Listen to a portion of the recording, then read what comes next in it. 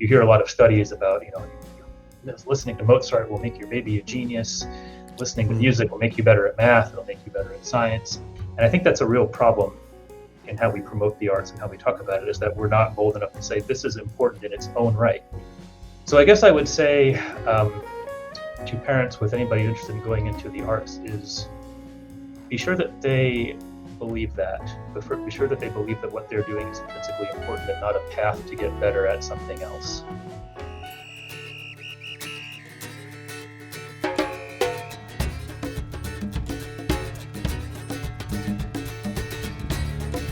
Well, hello, everyone. This is Rodney Veal, the host of Rodney Veal's Inspired By. Today, I get to have a conversation with Dr. David Crean, who is the artistic director of the Dayton Bach Society, but he is another multi-hyphenate. I mean, he is pretty much doing anything and everything connected to music, organist, writing. He also hosts his own show on WDPR, Discover Classical with music, and so he's in this world of art. He's in it to win it in that regard. And I mean, I love this. I love someone who's devoted their entire life to it and can make it all happen. And seems like a pretty cool guy. This is the first time sitting down having a conversation, and I'm looking forward to it. So, without further ado, Dr. David Crean.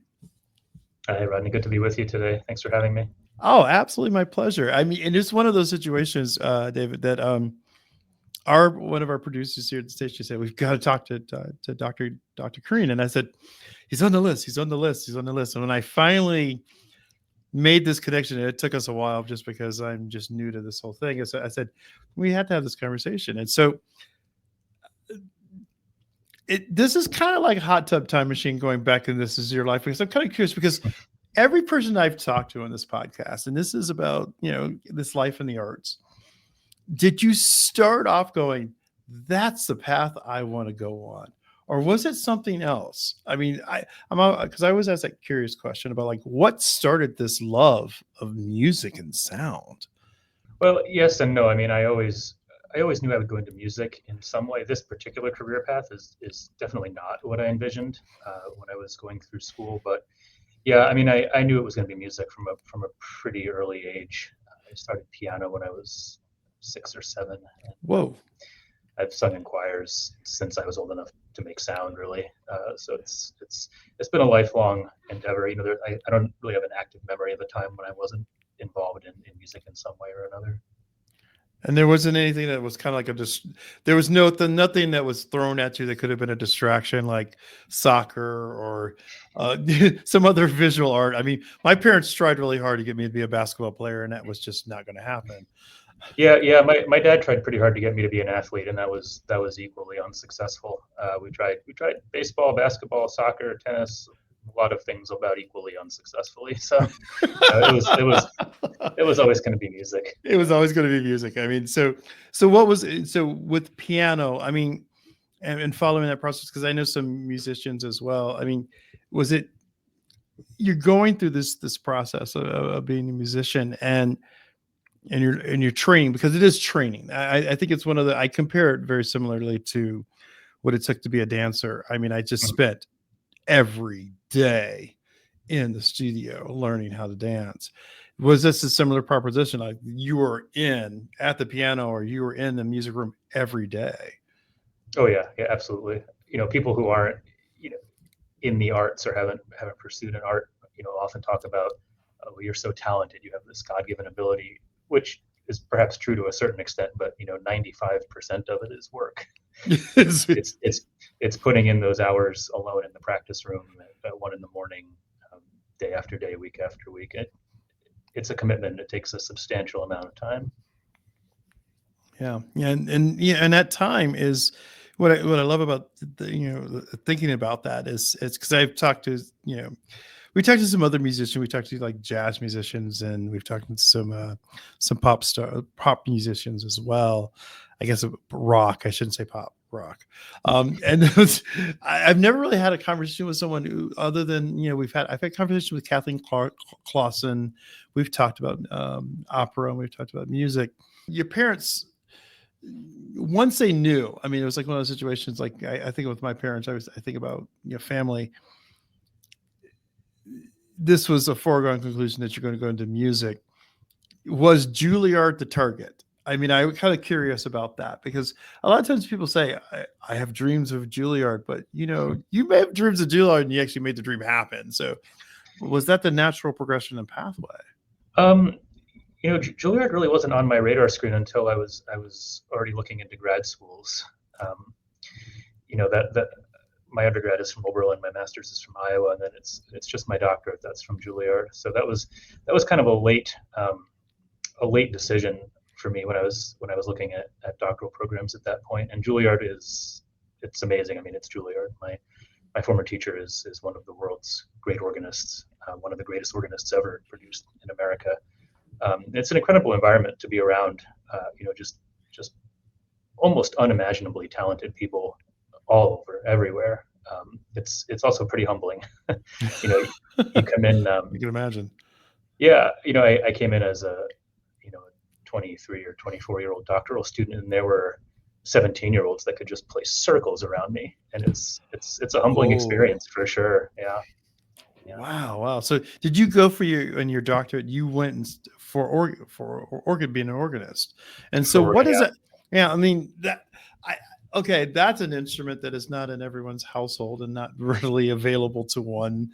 Was that as you picked up the skills of training? And you obviously your undergrad, master's degree, we know that that sort of progression. What led you to because we had to decide. So I think about it in dance in terms of I had a pathway. I could have chosen modern, or I could have chosen ballet. I chose ballet. I don't know, not many people have that kind of a choice, but what was the choice? What was that pivot to here's the organ? I mean, were you studying doing the organ as a child, like in high school? I mean, or in high school, it was I think a pretty typical path for organists. Most of us start out on piano, and then at some point, for most of us, somebody offers us a job playing organ because trained organists are in such short supply in most everywhere except for major metropolitan areas. So when I was in 10th grade, I got a job playing organ at a local church, and I was like, I really need to figure out what I'm doing here. I don't want to just go in and embarrass myself. So I started taking lessons, and it turned out to be, I think a more natural fit for my musical sensibilities and my keyboard technique than piano ever was. They're very different instruments. People don't realize how different they are because they're both keyboard instruments, but the sound production is completely different. Organ is essentially a wind instrument. Piano is basically a percussion instrument. The strings are hammered. Okay. The organ is basically a collection of whistles, thousands and thousands of pipes that produce each one pitch and one timbre. So it's a different way of thinking about music. It's a different way of playing the keyboard, of controlling attacks and releases. So there's some overlap. Of course, most people don't dive into organ without having had piano, but it is also a very different skill set to a large degree. So when we talk about it, and I'm glad you talked about it as a different sounds skill set, because when you describe the organ as a wind instrument, as a percussion instrument, I mean, it's those sorts of things that color someone's ability to kind of appreciate it, as opposed to, I always think about this podcast as that sort of way, in a way of kind of demystifying the creative process, that things that may seem like a obvious moment aren't really an obvious for some. Sure. And that organ music can be varied. I mean, I've noticed that and it's just because I'm in this kind of realm of having access and moving around in different realms of music and dance and art and things like that. The organ sound is, predominantly, in sort of this sort of liturgical space, but there's specific pieces of music that are geared directly. It's composed for the organ, and so talk to me about that. Did it open your world of music, or did it narrow it? In the sense of, like, you're specializing, but did it surprise you that how the breadth and depth that there was with the organ music as you started to study? It did, yeah, yeah. The organ is one of the oldest instruments in continuous usage. The first organ music that we have comes from about 1360. Whoa. It's more than likely that that music was being written before that. We don't have it anymore. So there's almost 800 years of written organ music. It's an incredible amount of repertoire. For context, the piano was only invented in 1700, and people really didn't start writing for it in earnest until like 1750, 1760. So 400 years less than the organ Wow. has. So it's an incredibly rich repertoire. But that's an interesting way of thinking about it, is broadening or narrowing. It was a kind of both. Um, you know, I discovered a lot of composers I probably wouldn't have if I had stuck with piano, because a lot of organ music is written by organists who sometimes didn't write much else other than organ music, and their works aren't really known outside of the organ community. People like Vierne and Widor.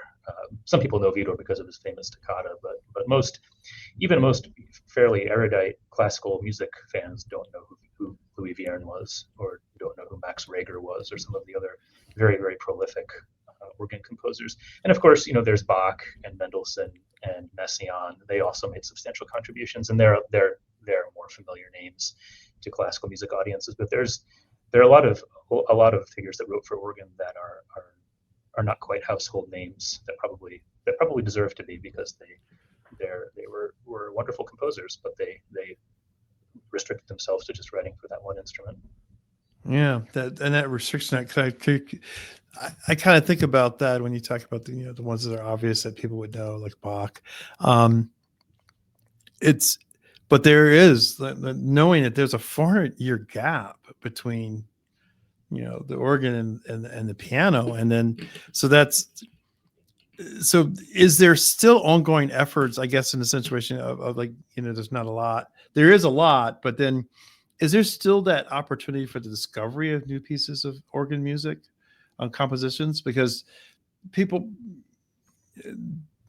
when was the sense of notation of music, with the advent of that, are there still these caches of discovery that hidden in some dark basement behind a Oh yeah, wall in a thing that you discover in music? yeah, yeah. Actually, composers where you would think that everything has been discovered, like Bach, you wouldn't assume that there is any more Bach that people haven't encountered. People have gone through all the libraries in Germany with a fine-tooth comb. But actually, a major Bach collection was discovered in the 80s at Yale University, of all places. Um, Wow. yeah, a major collection of really early organ pieces by Bach that was totally unknown and had been hiding more or less in plain sight for many, many years. Yeah, in Yale. So yeah, there are new discoveries still being made all the time. Sometimes of very, very major canonical composers. And then there's a whole repertoire of lesser known figures whose music is um, available but not particularly well known, who are being rediscovered by organists and audiences all the time. Yeah, I mean, yeah, because it's kind of so I always envy music and musicians, because the ability for the notation and just finding scores. As a dancer, it's ephemeral, unless you were actually there when the piece was created, or if there was an attempt to kind of notate the dance, it doesn't exist. And thankfully, with modern technology, we do have cameras, but it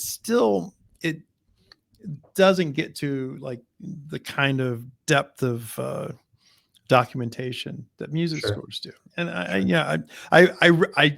I bemoan that fact all the time. I'm like, I make dances that will probably never be seen again.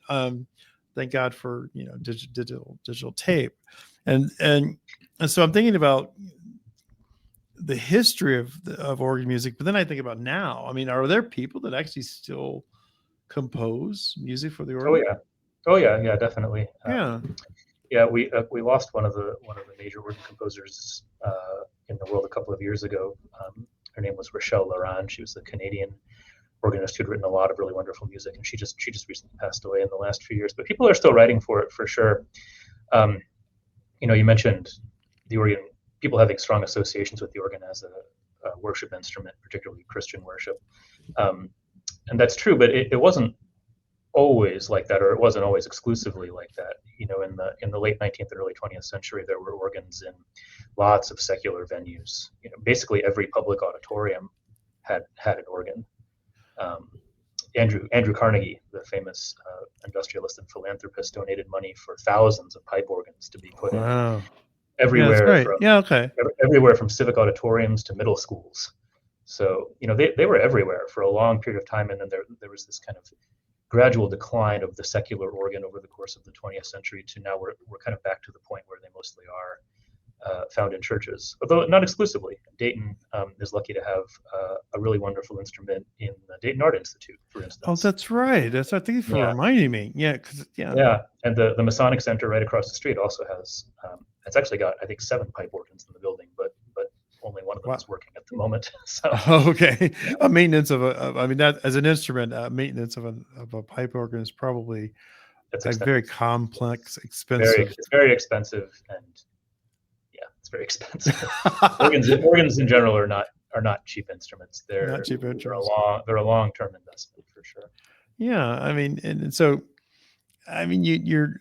I'm thinking about this notion that like you're pursuing all of this, education towards your doctorate in this field, but I mean, you're very knowledgeable, and I know it. I mean, I know that you're really into this.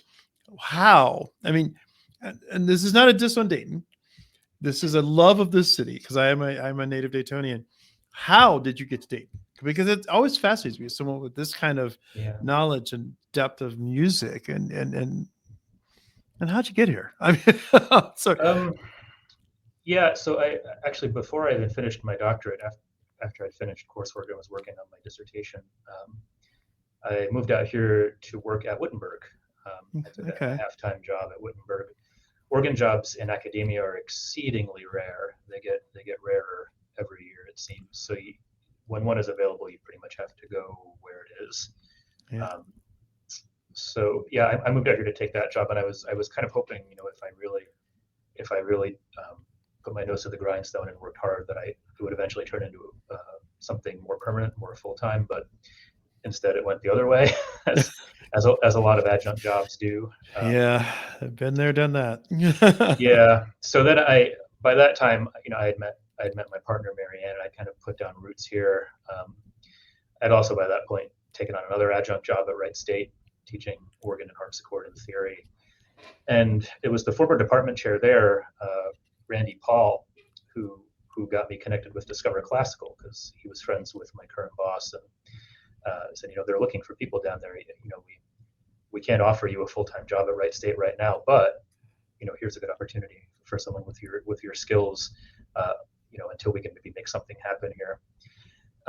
So when I started working at Discover Classical, I thought it would be kind of a temporary few years thing, but it's turned into a more of a permanent career, and it's really been wonderful. I'm really happy to be here. So that's kind of a circuitous answer to your story. The short answer, the TLDR It answer doesn't have is, to be. It doesn't have to be yeah, short. Yeah, it's like, but the TLDR answer is I came out here for a job.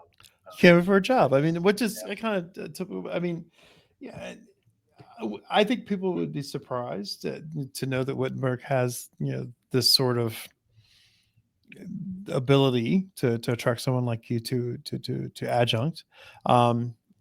I think Wittenberg's a great campus. I think its music department is really strong. I mean, but that's a lot of people don't know that. It's like, and also too, I think you're at being at Discover Classical is another example of this community kind of embracing those who have a role in the arts and expanding it, almost like basically saying, one degree of separation, here's an opportunity. And it just, and Discover Classical was great. I love Sean Yu, and I love the station.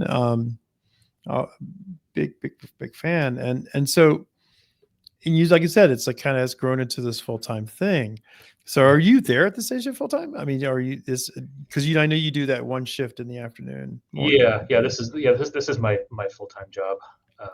Yeah, I'm here every weekday. I just got off the air at 2, actually.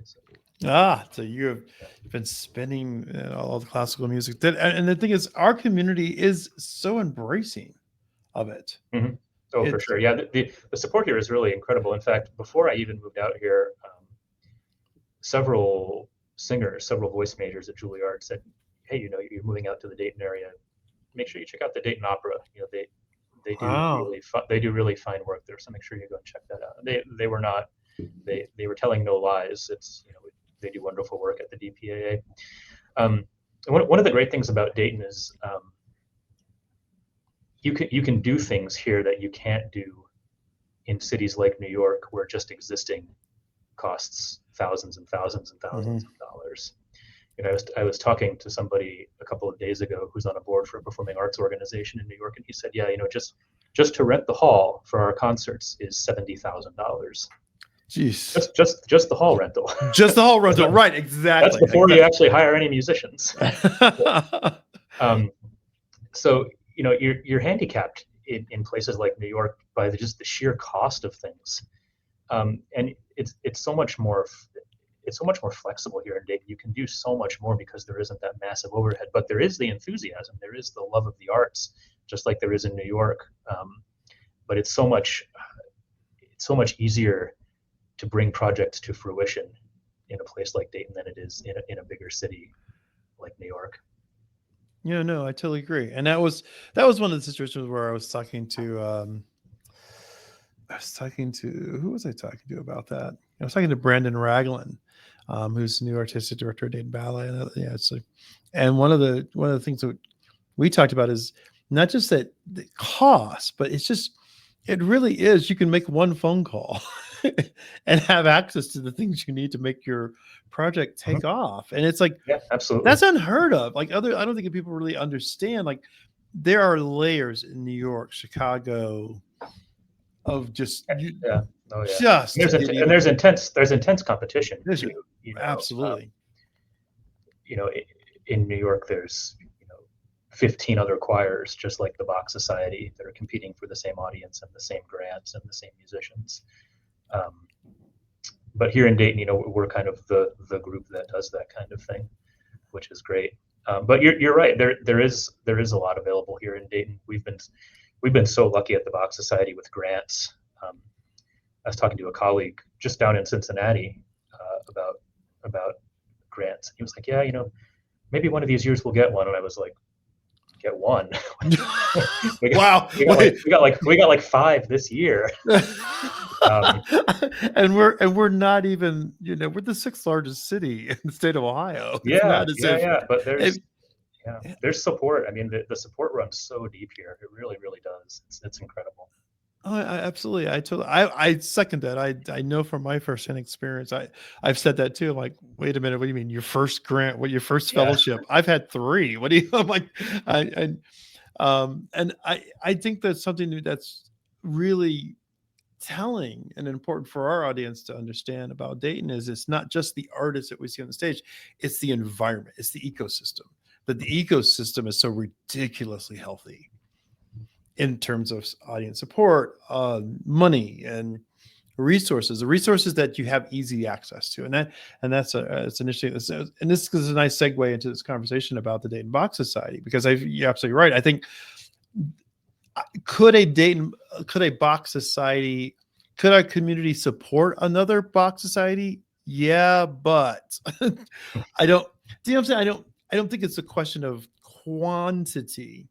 It's a question of quality, and it's a question of marshaling the resources wisely. And so, when did you take over as the artistic head of Dayton Bach Society? What was that like? Yeah, I took over in the summer of 2022 for John Neely, who'd been the director since I think 2002 or 2003. So the current group is the Bach Society of Dayton. There was a predecessor group called the Dayton Bach Society. The Dayton Bach Society ceased operations in the early 2000s, and then the Bach Society of Dayton was born as a separate organization out of those choristers. So John was technically the first music director of the reconstituted Bach Society of Dayton, and I'm the second. I'm in the middle of my 3rd season now. We just had a performance this past weekend. Yeah, I saw that. And so, what is it like to kind of marshal this reconstituted sort of organization? I mean, and you do have tremendous amounts of support in the community, but there's a tremendous amount of respect for the artistry and the caliber of what you are producing. So kudos to you in that regard. That's why I wanted to have this conversation with you about this sort of artistic outlet, this place that where music, where it's, you guys are playing and performing in spaces that allows for, I think, an entry, a sort of an accessibility. And I hate that word because sometimes it gets so abused, but it's you're allowing for the music choices to breathe in a different way, in a different context, with your music selections. And so I'm kind of curious about that. I mean, you have this hat chair for creativity in this realm. What excites you about what you're programming for the Dayton Bach Society of Dayton, the Bach Society of Dayton?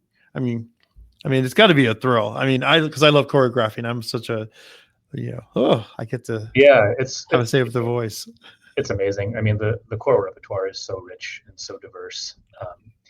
And we're so incredibly lucky to have the support of the community to be able to do things with big orchestras. We typically now do 2 concerts per season with a big orchestra. For a while it was only 1, but we're pretty solidly at 2 now, and we've been able to do that because of the support of the community. So bringing pieces like the Bernstein Chichester Psalms that we did this weekend, that was the first time that group had ever done that.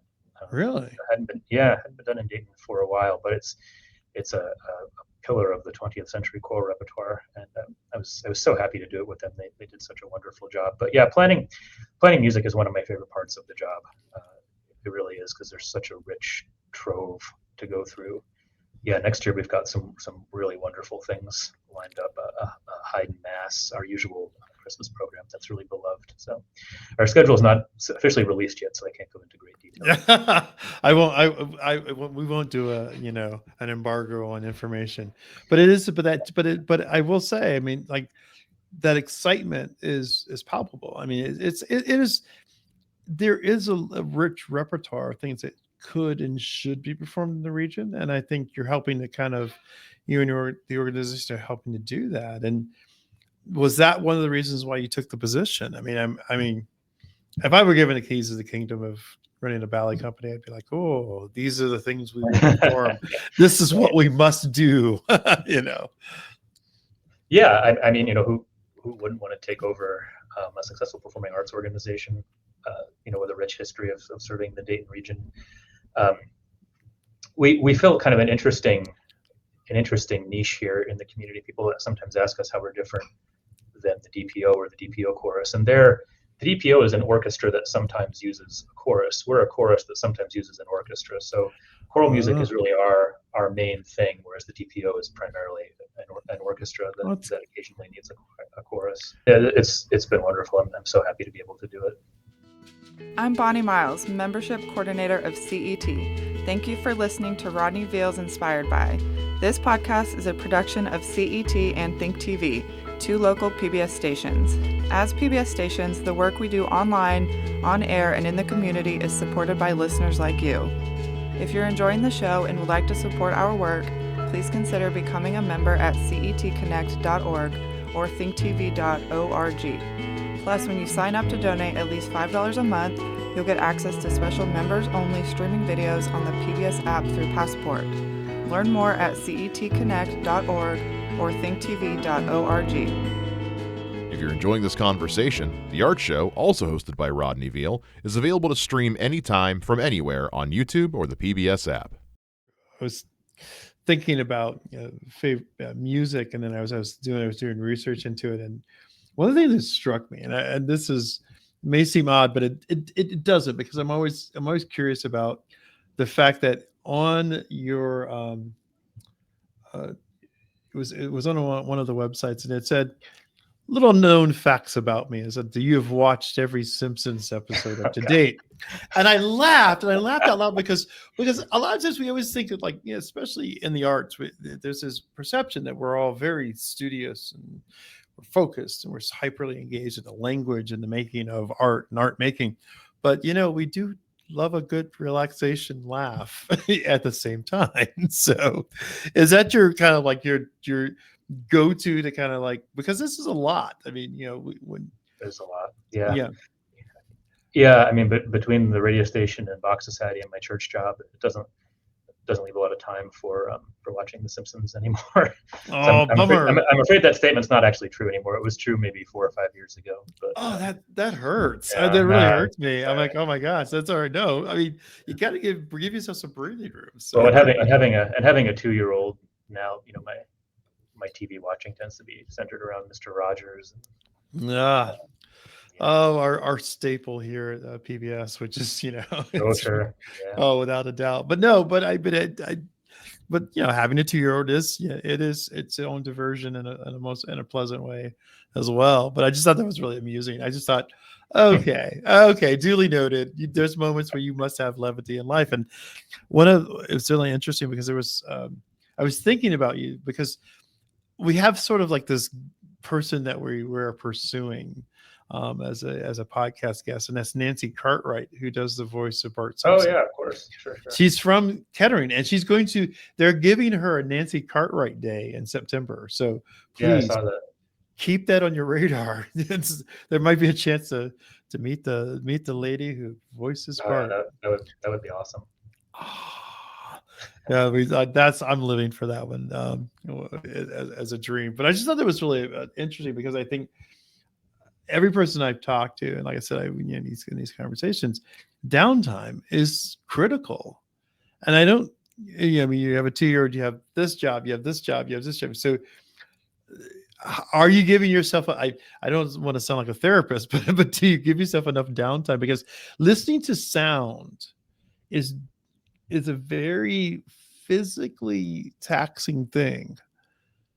Because and the only reason why I know it, this is from my limited experience of it, because I'm listening to music to discover if I can choreograph to it, if it's speaking to that. And so I have to listen intently for nuances and subtle, shifts within the color of the music. And is that what you do when you're thinking about it, when you're thinking about doing your the repertoire for the organization? Do you listen to everything before you play it? Do you, especially even as a DJ, I mean, as someone who's doing it on a radio station, are you listening to everything before you play it?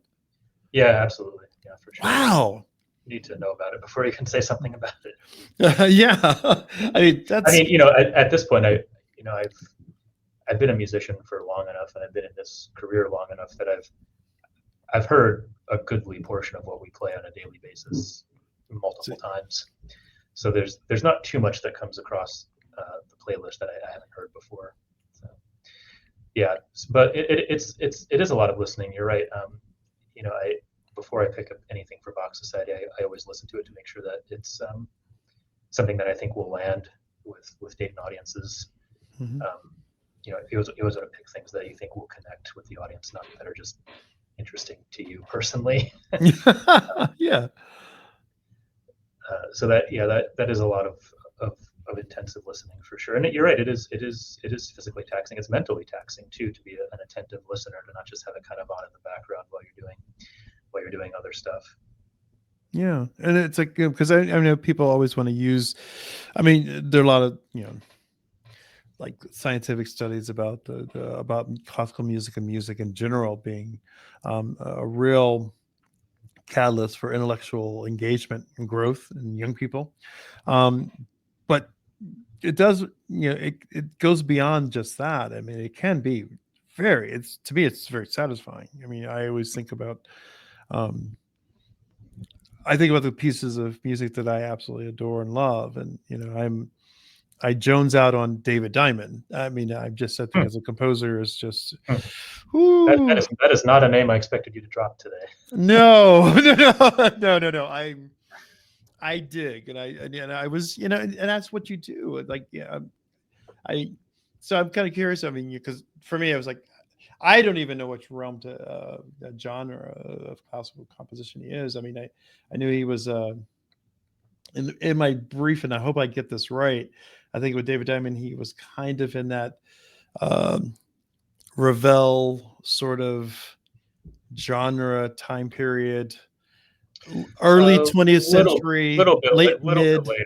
Yeah, a little bit more later, but mid to kind late. of that just allegedly a through line. I'm still, like I said, I was learning, but Yeah, well, I mean, there's nothing new under the sun. Everything is connected to what came before.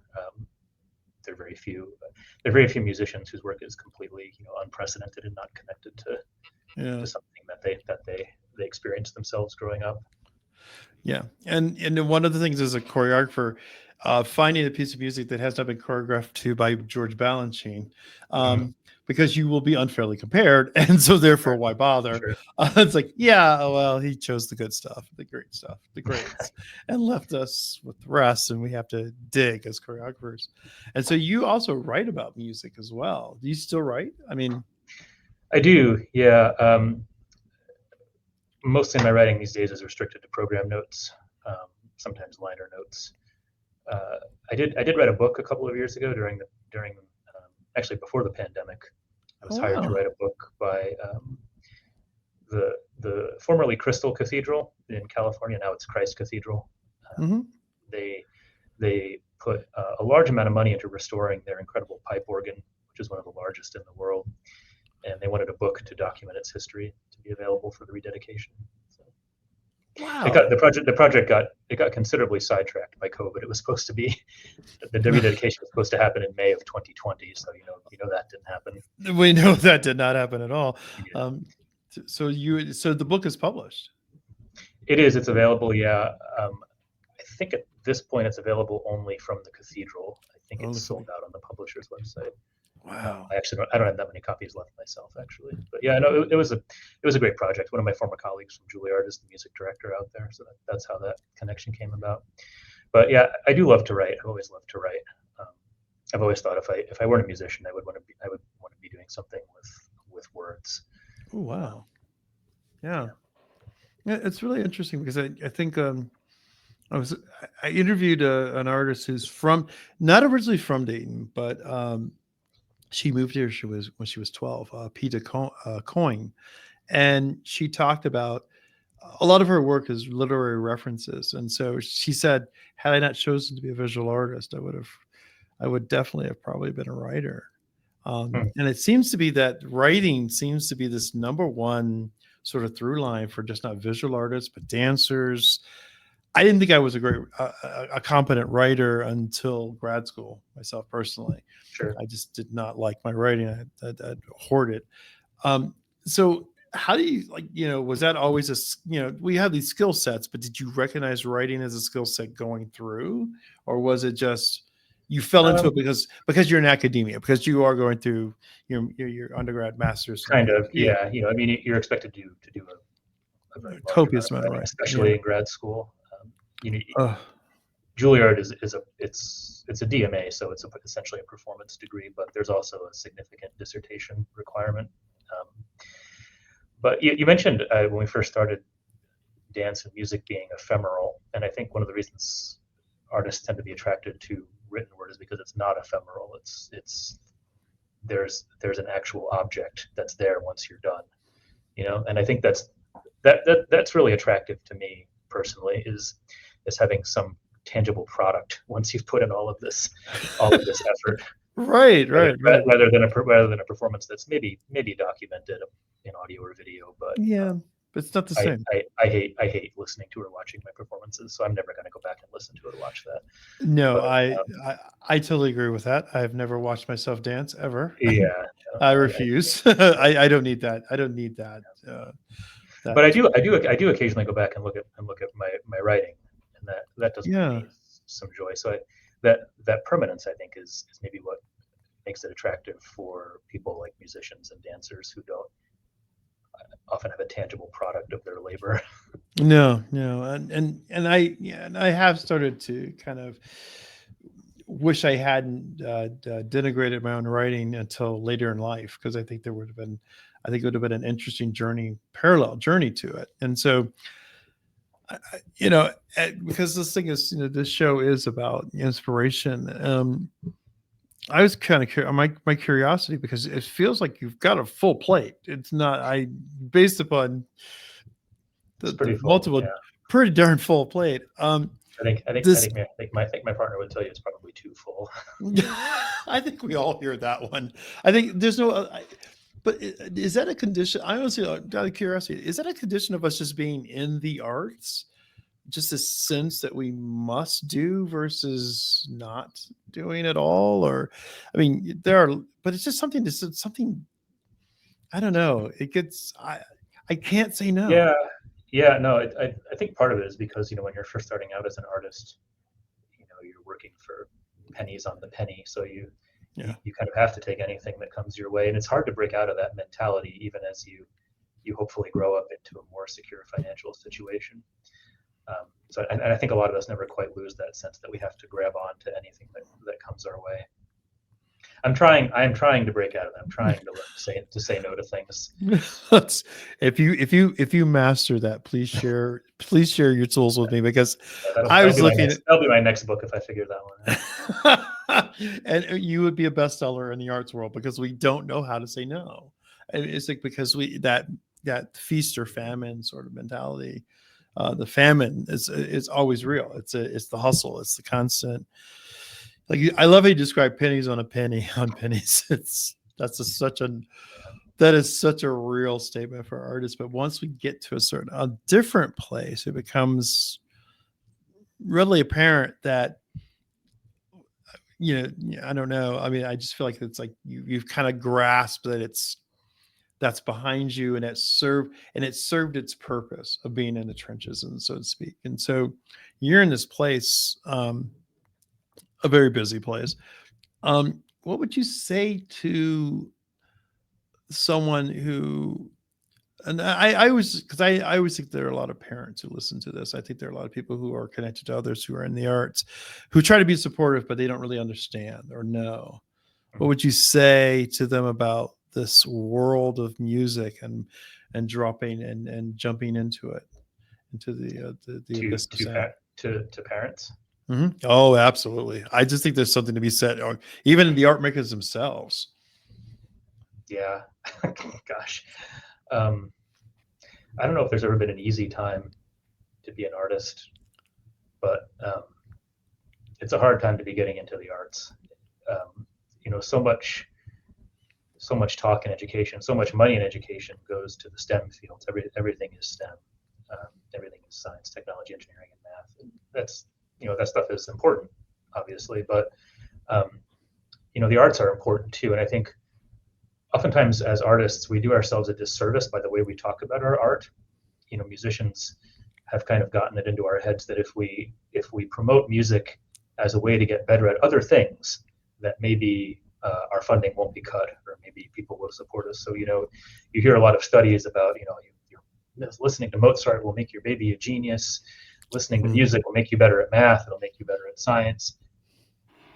That's possibly true, but when you talk about art and music that way, what you're implicitly doing is setting it up as a secondary pursuit, something you do to get better at something else, not something that's worthwhile to do in its own right. And I think that's a real problem in how we promote the arts and how we talk about it, is that we're not bold enough to say this is important in its own right. It's not important because it makes you good at science or math or engineering or anything. It's important because art is intrinsically important. There's a famous Oscar Wilde quote that I first heard when I was a college student, and I was initially really offended by it. Oh my gosh. The quote is all art is quite useless.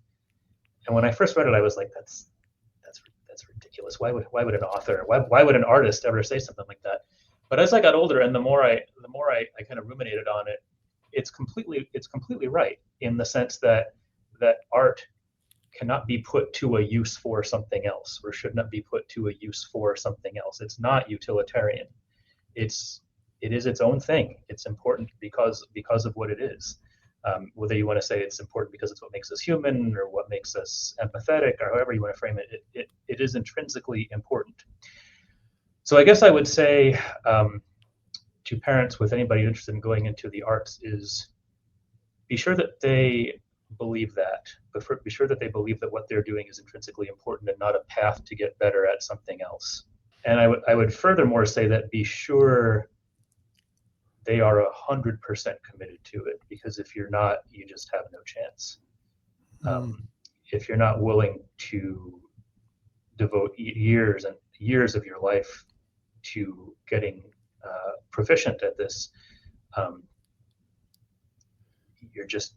you're not going to make it. No. Or you won't make it in a way that's particularly fulfilling for you. You'll Right. that's repetitive and tedious. So that's a tough question, Rodney. I don't realize there are going to be hard balls in this interview. No, it's not that. No, but it's a true. You are saying it's absolutely right, because everyone has said it. Everyone, has. We're in our third season of the podcast, and I'm seeing these through line trends of you gotta want to do this. Yeah. Every person. If I could sum it up in one sentence, I would say, do not go into the arts casually. There you go. I think that's a great summation of it, because it is not it's not a casual proposition. I mean, I always tell people all the time, the rigor of the proficiency in music, in the rigorous reformation of the body in dance, the rigorous sort of accumulation of technical tools as a visual artist, the vocabulary that one must possess as a filmmaker. I'm thinking about all these people that we've had these conversations with. Along the lines is that very situation where you have to believe intrinsically, you said, this has its own value. And you got to trust it. You got to trust, because there is no gold. There's not a pot of gold at the end of it. And I think that's part of the equation, is that people think that the proficiency leads to wealth, financial wealth. I'm like, well, I would love for that to have been the case. We would love that to be the case, but I don't think that's the wealth that is intended to give you. Not for most people. No. I sometimes tell organ students that the organ is a great way to make a little bit of money and a terrible way to make a lot of money. Yeah. The ballet dancers are no different. We have a limited shelf life. If you're lucky, 10 years, 15 is genius. Sure. 20 is you're beyond genius. You're legendary. That takes such a toll on the body. I will have a hard time standing up from this chair after this conversation. I will let you know. I let people know that for sure. But it's just that sort of, that hardball question is kind of this sort of the getting at of this idea that this world is, the art itself has a fulfilling sort of quality to it that goes beyond utilitarian. And we could, like I said, we could, quibble about money and lack of money, but at the end of the day, I don't think we would choose any other pathway. I definitely was never going to be an NBA basketball star, so that was completely, that dream was shattered. Nor did I want it to be that was my dream, but here we are. So, I mean, the thing is, this is not a hardball question, but it might be. I don't know. Is this question of, if you had your dream concert for the Bach Society of Dayton, like nothing is a limitation, no limitations whatsoever and we know what those limitations are. What would that concert look like? What would it be? What would be on it? Wow. Oh, that was a hardball question. I'm so sorry. No, it's a good question. For me, the top of the mountain as far as choral music is the Bach B minor Mass, which is a piece that the group has done several times already and will do again probably in a couple of years. So, it's a very attainable dream in that regard. There are other pieces I would love for us to do, like Elijah, the great oratorio by Mendelssohn, or the Creation by Haydn. Those I hope are going to be down the line at some point. The main challenge there is space. Our usual performance venue can't really accommodate a choir our size along with an orchestra the size that those pieces require. So that's the logistics of that are kind of a work in progress. But I'm hopeful someday that we'll make both of those happen. The will is certainly there, and the organization is financially healthy enough to do it. It's just a matter of figuring out where and when. So I'm very lucky. I don't have any. All my dreams as far as a musician, as far as a conductor of choral music, are very, very attainable. Oh, nice. I like that. That's a really good. Yeah. That's And good for us. in a lot of ways, this job in general was a dream. I grew up singing in choirs. All my degrees are in organ, but I studied choral conducting, substantially in school, and I always wanted to lead a group that could do big works with orchestra, major oratorios and cantatas. And I was never really sure it was going to happen until it did. So it's another one of those things. I think maybe only in Dayton could it have happened for me, because in New York, when a job like the Bach Society opens, there's 500 applicants, all of whom have doctorates in choral conducting and Wow. CVs that are 20 pages long. But it happened for me because I was in Dayton. I couldn't be more grateful that it did. So. Yeah, well, we could be more grateful. So thank you for the dream. Sort of the place was the hook, but the manifestation of great music and sound is happening. So it's really cool. It's really, really cool. Yeah, it is. It's great. It's wonderful. I don't take it for granted ever. It's a wonderful opportunity. I'm lucky to be pursuing. Yeah, and we're in a great place as an organization. We've got a wonderful board. We're financially solvent. We're not having to go through the couch cushions to balance the budget at the end of the year. So we're in a great place, and the public has supported us really wonderfully. So yeah, everything looks bright for the future. Yeah, we've had a couple of new initiatives this year that I'm really proud of. One of which is offering complimentary childcare for both rehearsals and concerts. Nice. To attract younger singers as well as younger audience members for whom that's maybe an impediment, is having to find and pay a babysitter. So I'm really proud that we're doing that. I think that's going to become more common in the near future.